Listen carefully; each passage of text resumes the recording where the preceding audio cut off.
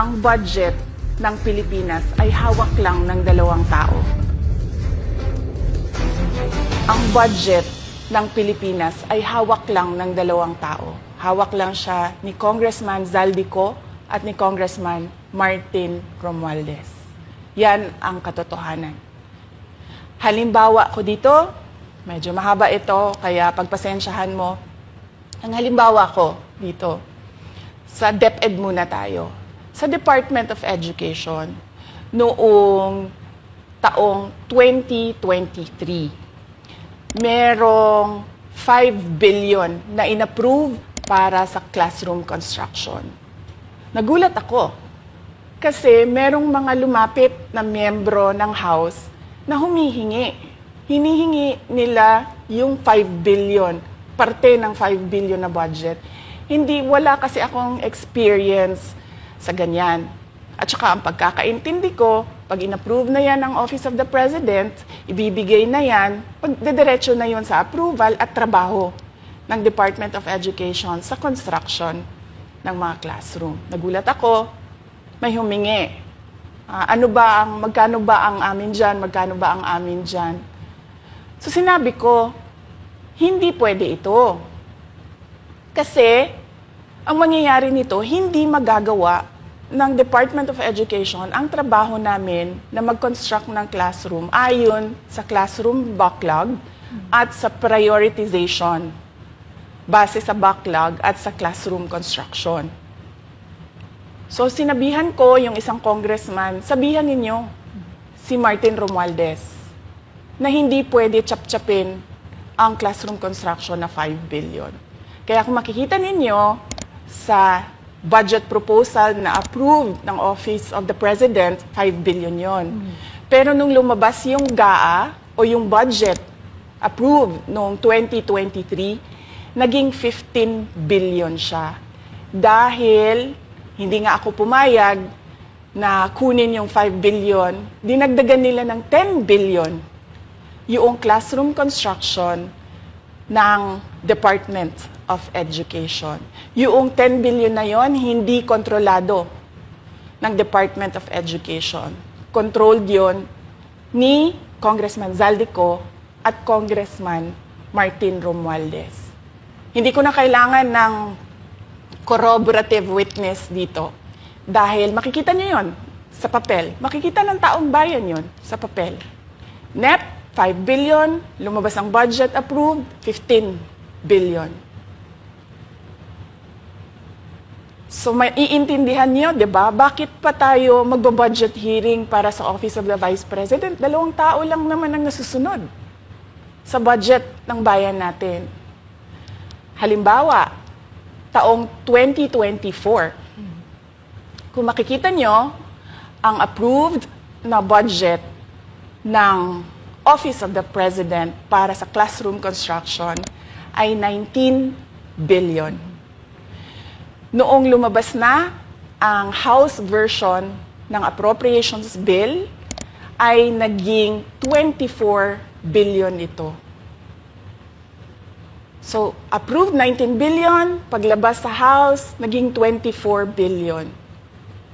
At doon sa 24 billion na yon, kung hahanapin mo sa papel, kinuha nila ang 5 billion ng repairs ng classrooms at nilagay nila doon sa 19 billion para maging 24 billion siya. So ang naiwan sa repairs, sa kawawang mga classroom, ay 1 billion. Kaya makikita nyo, sa papel, nandyan yan.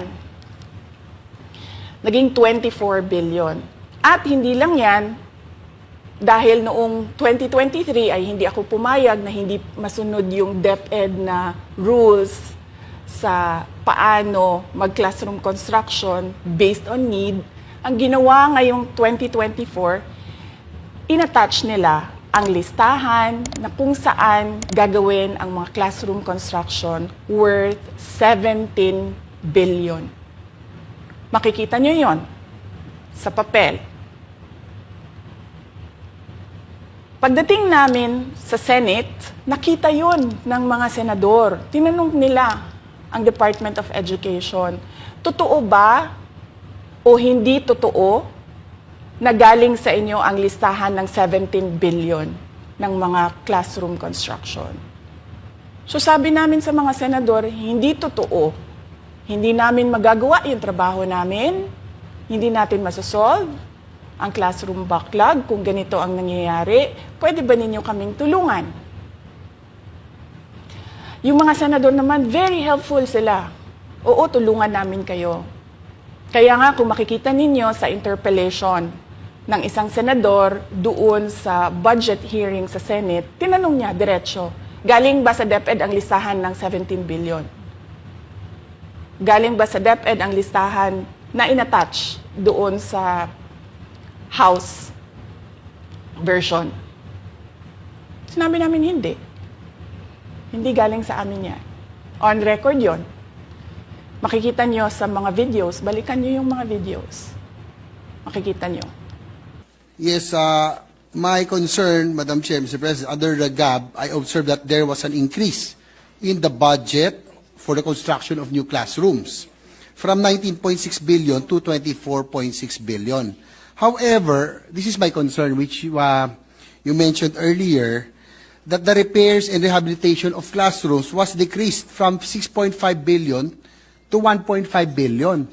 I also have information, Madam Chair, Mr. President, that 24.6 billion allocated under the GAB, but only 9.8 billion from the allocation is left to the discretion of DepEd. Kaya hindi ko na kailangan ng witness kasi makikita nyo sa papel. Tapos dumating ang BICAM, walang nangyari dahil ang nasusunod doon ay si Congressman Zaldico at si Congressman Martin Romualdez. Kaya nandun pa rin naka-attach yung 17 billion na ginawang listahan ni Co at ni Romualdez. In fact, balik lang ako konti sa'yo ha. Kahit yung mga congressman, nakikita nila yung problema ng ginawa nila na pag-attach ng listahan sa budget. Kasi doon sa basic education hearing noong May 2024 ng House of Representatives, merong isang congressman nagreklamo, bakit ang tagal ng classroom construction? Bakit ang tagal? Eh sabi nung USEC ng DepEd, kasi may pabago-bago sa listahan ng DPWH dahil hindi kami ang gumawa ng listahan.